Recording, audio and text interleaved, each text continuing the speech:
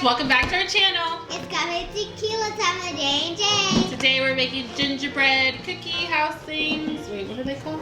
Gingerbread houses. Gingerbread houses. We have a special guest today. Two special guests. First guest is my niece Ellie, my daughter. Hi. And we have my daughter, Sara Rose. She's also here. She'll be making appearances here and there. My husband has her right now. Christmas is next Wednesday already. We are less than a week away. Have you done any shopping? Yeah, I got a lot done today. I saw some presents. And if you see people walking right here, that's just my husband, or it's just gonna be random people. We're just filming this out in the open. So Yeah, we all came over for dinner, had some bomb-ass ribs. So let's get started. Let's go ahead and get started. So first we're gonna go ahead and lay out some parchment paper so that way we don't dirty the tablecloth. And we don't want that to happen because then it's going to be a bad tablecloth.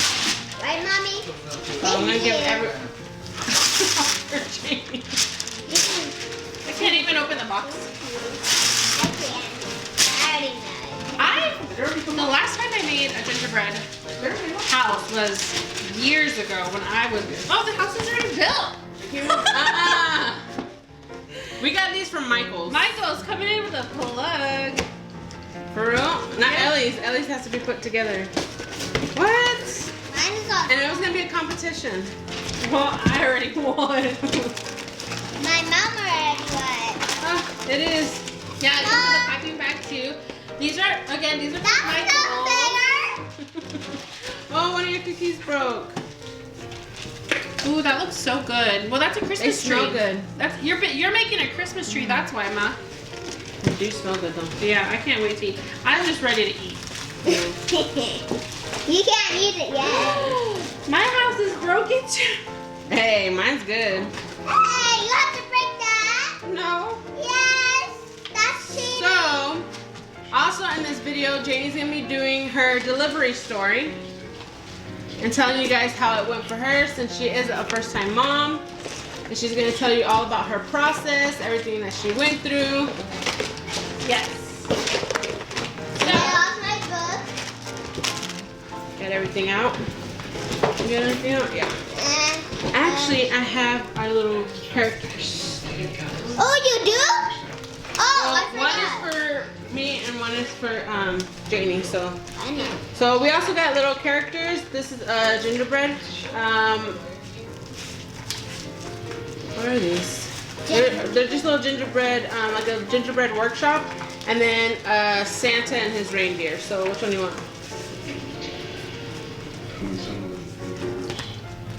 I'll take this one. That is cute. I have the candy decorations, the gingerbread man. Are you gonna need help, or are you gonna be able to do it Hers first? is gonna be super easy. All she's doing is just making a Christmas tree. It looks really easy.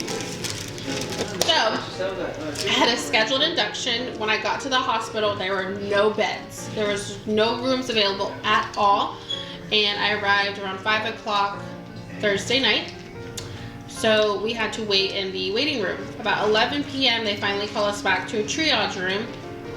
And even waiting in triage, we were asked to leave 3 times because there's no availability. They called it the Valentine's rush. A lot of ladies who had gotten pregnant in February, like me, were popping babies out left and right. I mean, we had ladies in triage who were giving birth without a epidural. You know, they wanted to send us home, a scheduled C-section, compared to other ladies who were in the hospital who were in full-blown labor. So I didn't want to leave because if I would have left, then I would have went back down on the bottom of the list and had to wait for a room, which I had already waited practically 4 to 5 hours for. So I get admitted about 11 o'clock at night in the triage room. This is not a labor and delivery room. This is a room where they just admit you. You're on a stretcher in one chair, if there's any chairs in the room at all. So I'm there, and they check on me throughout the evening, just checking in on me and telling me there's no room for a labor and delivery. I have to still wait here until a room in labor and delivery opens up, and then, you know, I can start the process of inducing my labor. So they check in on me about 2 in the morning, and the doctor wanted to let us go. So then me and my husband just decided, you know what, we're happy to go home. We'll let it happen naturally. We personally did not want to get induced, but since I was already 41 weeks, my doctor required me to get it scheduled. and I actually pushed it out a week, so I had to. But we were just like, you know, we'll just go home, just check us and give us okay, and I'll let it happen naturally. I know you can go up to 42 weeks before they actually mandatory make you have a induction. So 7 o'clock comes in, or 7 o'clock comes around, and we have a nurse. They switch shifts. This nurse was very rude, and she was not happy. She came in really hot and was pretty much telling me and my husband that, yeah, well, you're waiting for a room for labor and delivery. We offered 3 times for you to go home, and you didn't want to go home. So we're about to send you back to the waiting room because there's ladies giving birth. In the triage room. Literally giving birth in triage, and we need the room. Like, pretty much, we're not allowed to be in the room. They're about to kick us out and put us back in the low priority list and wait for something to happen. So at that point, my husband is upset. He wants, you know, to go home. I hadn't seen a doctor since like 2, 3 in the morning. So then we just requested for the doctor to clear us, and then we'll go home. So then the doctor comes in and she says, yeah, I already checked you guys. Your ultrasound came back fine and you're good to go. And at that point, my husband, like, he's like, you didn't even come in and check on us. You didn't do an ultrasound. We've been waiting. She swore up and down she did. And I was like, no, ma'am, you did not come in my room and check me. We've been waiting for you to check me. We're very happy to go home. I'm in a gurney and my husband is on the floor, literally sleeping on the floor because there's no beds. And he had like 2 chairs pushed together and it's very uncomfortable. So we were happy to go home. But at that point, the nurse, who was being a little bit of a bitch, realized that the doctor had neglected to come see us, and we hadn't been checked on since 2, 3 in the morning, and we were honestly being neglected. So she recommended for us to get a ultrasound, a BPP, to make sure the baby's not in distress, and clear us to go home, which we're happy with. So then that's her making noises. That's my daughter in the background. So then she pulled the ultrasound machine in. My doctor, who forgot about us, came in. She was very apologetic. And then the head doctor came in, and she was a little upset that we had been neglected. So she actually did the ultrasound scan for us. And at that point, they realized my daughter had been in 1 centimeter of fluid. And at that point, and how long I was, 41 weeks, she should have at least had 45 centimeters of fluid. So regardless if we wanted to wait for a natural labor to come, it was not possible. We weren't going home. We were having the baby. Yeah, she didn't know her water had actually broke a couple days prior. She thought she was just peeing herself. Yeah. You know, it's my first time. I'm a new mom, and I actually would tell my sisters, like, I thought I was just peeing myself. I'd go to my normal doctor's appointments, and they'd ask me, do you have normal fluids or discharge or whatever? And I'd say, yeah, just a norm. But I didn't know what a contraction was, and I guess, long story short, I was contracting, and I was slowly leaking at least over a week's time, not knowing it. So that's why my daughter didn't have all those fluids that she needed to have. So this is now Friday, and we get admitted into our room. The process is starting. So they start with a 4-hour pill. It'll pretty much dilate my cervix, because when the doctors checked me, when I finally got admitted into labor and delivery, I wasn't dilated at all. I was closed up, my cervix was tight, and I actually have a tilted uterus, and my cervix was actually at a 90-degree angle, so it was like the worst possibility of type. Like, I was not set up to have my baby. So I get admitted into labor and delivery. They start me on a 4-hour pill that goes into your cheek, and it helps you dilate your cervix. So around 9 o'clock comes, they check me, still nothing, still closed. And they give me another 4-hour pill because they didn't do, I didn't have any mess and show till about 3 in the morning, 2, 3 in the morning. So I do another round of 4 hours of the pill to dilate my cervix, still nothing. So they said they're gonna have to do the Foley bulb ball that goes into your cervix and pretty much opens up and makes it get to 5. And then they pull it out and make you pretty much dilate on your own. So that experience was super painful. The pills did nothing, so it was time to do the balloon. I had 3 doctors work on me to try to put this ball inside me, and they couldn't get it. It was terrible. It was so much pain. I was screaming. And then the head doctor, another head doctor, it was a different day, so it wasn't the lady from the night before. So she pretty much was like the one you call for no shit. Like, she doesn't care if you're in pain. She was ready to pretty much rock my fucking world. And she went in there, bulb inside me that was not cooperating with my cervix, and at one point I even seen the other doctor telling her, "You're hurting her," and she says, "It needs to be done. It has to be done. She needs to dilate. We need to get the baby out." And as soon as I got in, or as soon as she put the bulb in me, I looked to my left, and my husband, he was, you know, my husband and my sister were there. They were encouraging me. They're like, "It's okay. Breathe through the pain. You'll be okay." And my husband's like, "Just breathe. It's okay." So as soon as they actually placed the device inside me, my husband said he was praying to God, and he said, "Just please take the pain away." Like, that's what he says. He says he was pretty. You guys are seeing. She was there. She was seeing me in agony. Next thing you know, I guess he locked his knees, and I don't know what happened. All I know is that he said, "I don't feel good. I feel like I'm about to faint." So of course, me and the other doctors are trying to move him closer to the couch. And then all of a sudden, he just starts going down like a ton of bricks. And then all of a sudden, it went from everyone looking at Janie had like to everyone. It was about 14 doctors that ended up getting called just for her husband. They called it just for Israel. purple on my husband. He felt like a possum. You know. Okay, so as soon as they placed the bulb inside me, I'm screaming in pain because this ball is supposed to make you start contracting right away to help you get dilate to 5 centimeters. That pain was so intense and so rapid. I was like screaming, and I was like, "You did the bulb wrong. It's broken. Something's wrong. Like, it hurts so bad." So then the ladies offered me an epidural. They said, "Are you gonna get an epidural?" I'm like, "I'm only 1 centimeter, barely." And I was like, "I'm too early." They're like, "You don't need to be more than whatever than you are. You can get your epidural now." So I was like, "Bring me the juice." So then they bring me the epidural guy, the anesthesiologist, who is this monotone guy you can ever imagine. He's asking me all these questions about if I've been in prior accidents, like what's my medical history. And I'm like, so then I'm freaking out. The guy, it's only supposed to take this epidural guy 5 minutes, the anesthesiologist, and it took him 45 minutes because he couldn't tap my spine correctly. He couldn't find a spot where to tap it because of my prior history of car accident. And as soon as they put the epidural, of course they turn it up to relieve my pain. And then, Julie, you want to tell them what happened? When I started going night-night? Yeah. So then she ends up looking like she wants to go to sleep, but then I started noticing her skin color is changing. Like, she was turning really pale. And then, so the nurse started to look at her, and she goes, "Yeah, she is pale." So then she's like, Janie, can you hear me?" And Janie's like, "Yeah, I'm just really tired."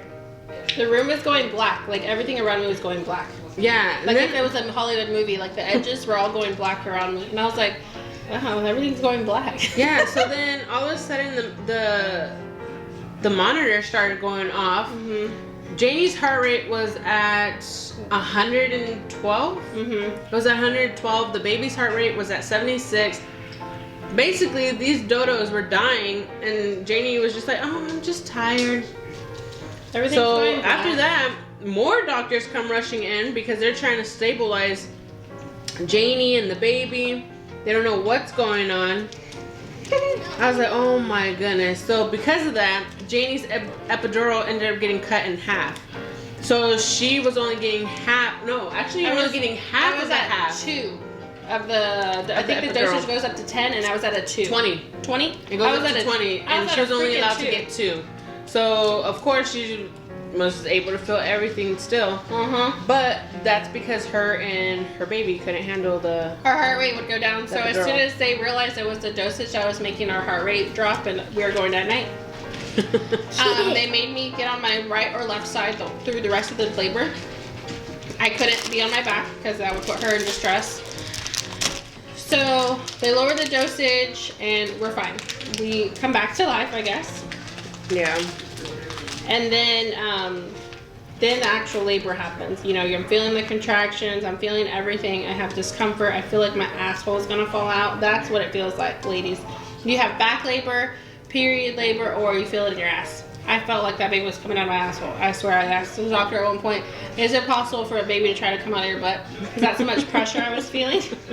And they even said the epidural helps with the pain, but it does not help with the pressure that I was feeling. And man, and I was like, oh my gosh, this pressure just hurts so bad. So then now I'm in full on labor. You know, they finally helped me somewhat get some relief. Actually, the next afternoon they came in and pulled out my balloon, and I was at 5. So now I'm in active labor. Because you can be in labor, but active labor is after 5 centimeters. So they pulled that out, and I hated it because I had to get a catheter. I had to be strapped on the bed, like I had to be on that machine for my IV drips. It was just miserable, and mind you, throughout the whole process, I ended up forming a fever. So my fever fluctuated from 99 to 102, and they kept giving me antibiotics and fluids, and I was worried because I have a fever. I was like, I have a fever. Is the baby okay?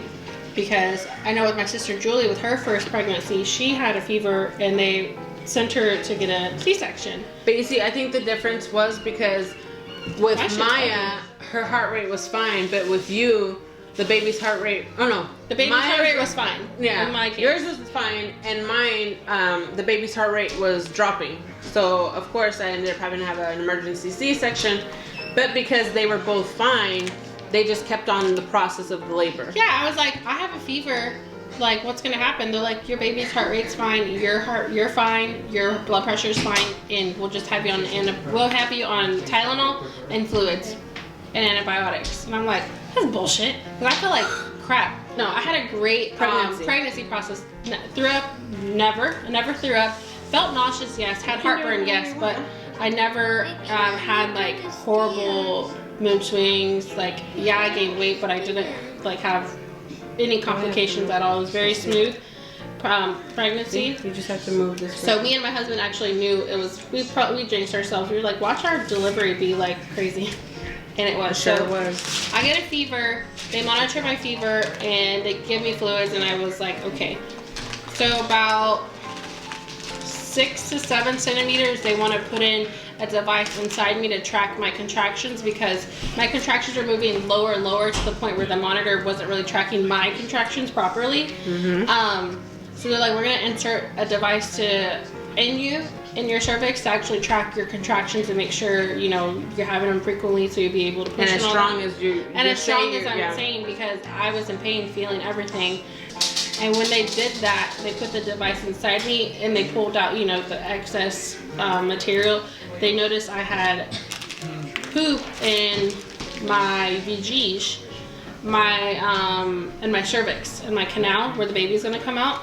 The baby had pooped in the sack, and mind you, they went up in there to put that device. So whenever they pulled the device, like the extra, like, you know, it's like a tampon. Tube, yeah. Like a tampon, when you put a tampon, the carton comes out. Yeah.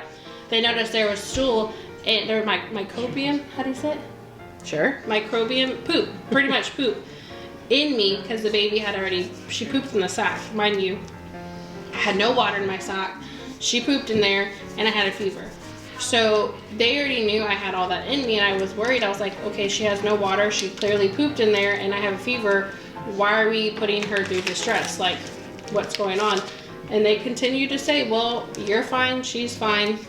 Everybody's fine. And we're going to push on with a vaginal delivery. Now we're going into the delivery. Now we're you're going already into 10 delivery. centimeters. This is Sunday morning. She's ready. And then about 30 minutes later, that's when I start feeling the pressure, like she's coming out. And I'm like, call the doctor. Because I feel a lot of pressure. And they're like, okay, we're ready. And I was like, oh shit. And as soon as before I even did my first push, I turned to my left and throw up all over. And I threw up all over. I think your she had a bag, but I puked all over. Like your anxiety was going high, so. Yeah, man. That stuff's scary. Yeah, it was funny though.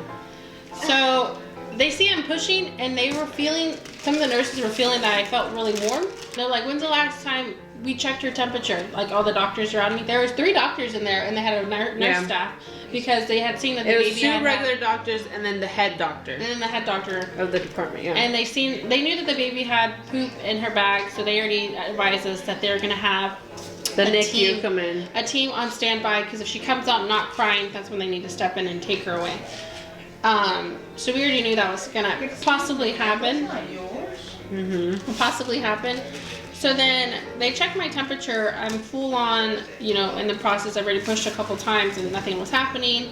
So then they checked my temperature. I'm at 103.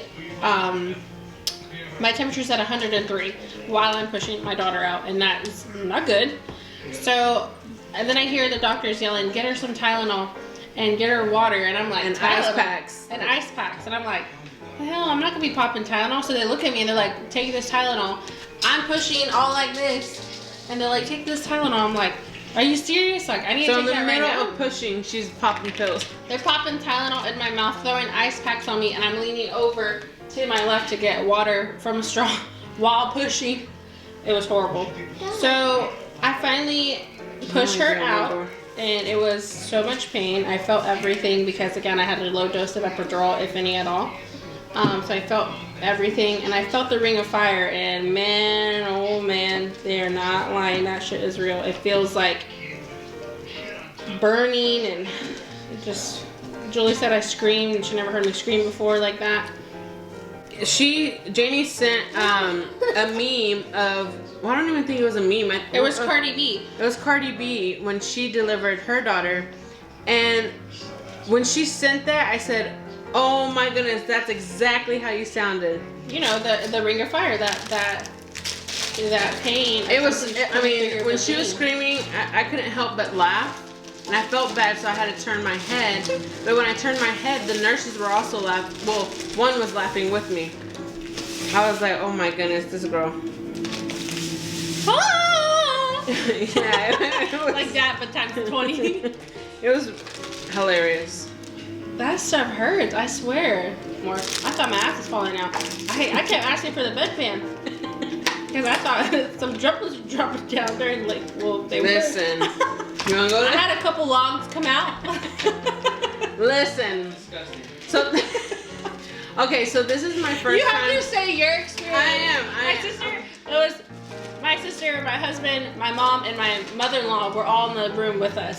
So we're in there. She does her practice pushes. All of a sudden, I get this. I pooped in my practice push? I don't know.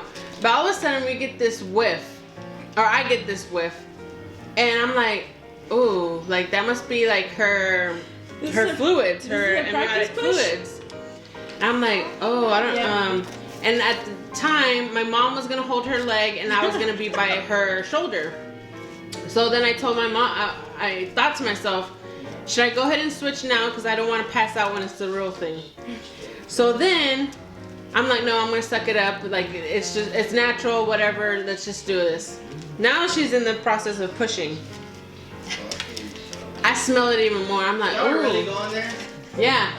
Gross. Then I smell it even more. And we're making gingerbread and yeah. Well, I don't get grossed out, so I don't TMI. either. I don't need. Yeah. TMI, if you get grossed out, this is your chance to exit this story.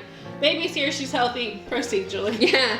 So then, all of a sudden, the nurse is like, okay, let's go ahead and we're going to drop the bed and let's go ahead and get ready for the delivery part. We're like, cool, it's already starting. Well, the nurse comes from under where Janie's bottom, was like, oh, we have a log. She said it so quietly, but since I was still near her legs, I heard it. Not only did I hear it, I see the log in the towel. I was like, oh, hell no. This bit is over here taking a shit. She's over here pooping, and that's what I'm smelling. I was like, oh, So then in the process, Janie said I didn't poop. No, her husband had to move from his seat because he was getting a full eye view of that area that he said that he did not want to see. Yeah, baby? Isn't that right? Babe. Isn't that right, Israel? No comment. He said no comment. No comment. So then, he loves me still. Baby's born, and then Janie's like, mind you, everyone's still in the room. Baby's born, and she's like, did I poop? And all of a else goes, no, you're good. You didn't poop. No, you're good. So once all the doctors leave, I tell her, you are so nasty. I'm over there holding your legs and you're over there shitting. You're over there pooping. I can smell everything. I was like, I didn't know if I was going to throw up or pass out. Not only that, my mom said, is that what it was? Because I smelled it too. And I didn't think, and she's like, I didn't smell that in my other sister, Kristen's. She's like, I didn't smell that when Kristen had Isaac. I was like, oh my goodness. I said, I cannot believe this, Janie. She's like, y'all told me I didn't poop. And we're like, yeah, my of husband course. straight up kissed me and said, no, you didn't poop. I said, of course was we're like- not going to tell you nothing. The was doctors are all in here. I was like, oh, thank God. I was like, and then I was like, did I get cut? No, you didn't. I didn't tear. I didn't cut. I didn't anything. They didn't even cut me up or anything. And she came out like the Ring of Fire, like Johnny Cash. Yeah. So I have a baby. I had her in 27 minutes.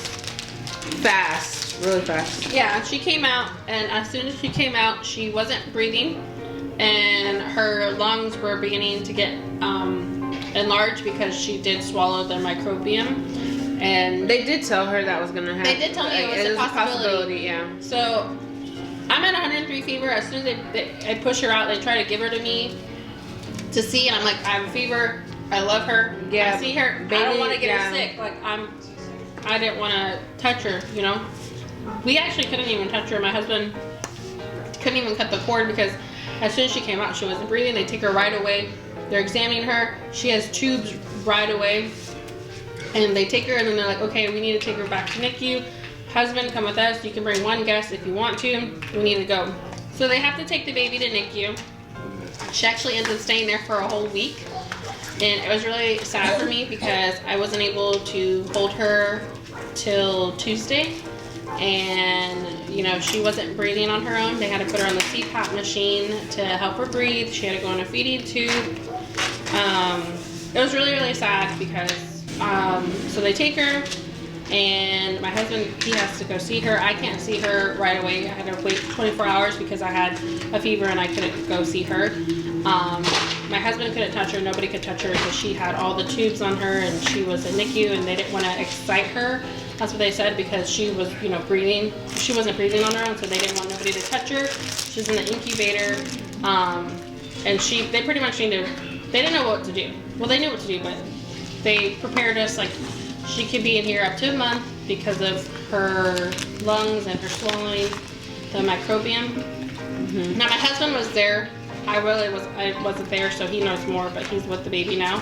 I'm kind of giving you like a short story of it. So then Tuesday, Sunday I have her. She goes to NICU. I can't see her. What are you trying to do? I get out of labor and delivery Tuesday. She started to get better. She was breathing somewhat on her own, but she still had all the machines and everything hooked up to her and the tubes, the feeding tubes and all that. So here I am trying to bond with my daughter. It's Tuesday. I had her Sunday.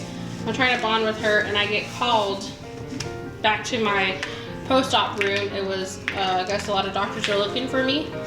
By my blood test, I had formed preeclampsia after delivery, which is What really are the chances?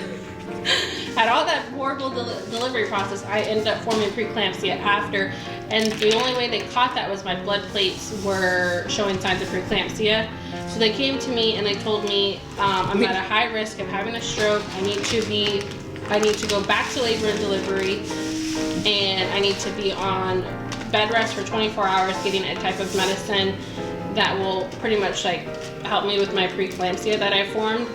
But I need to be on that medication for 24 hours, and then after I have to be observed for another 24 hours and post-op. So again, that's 48 hours away from my daughter, and I freaking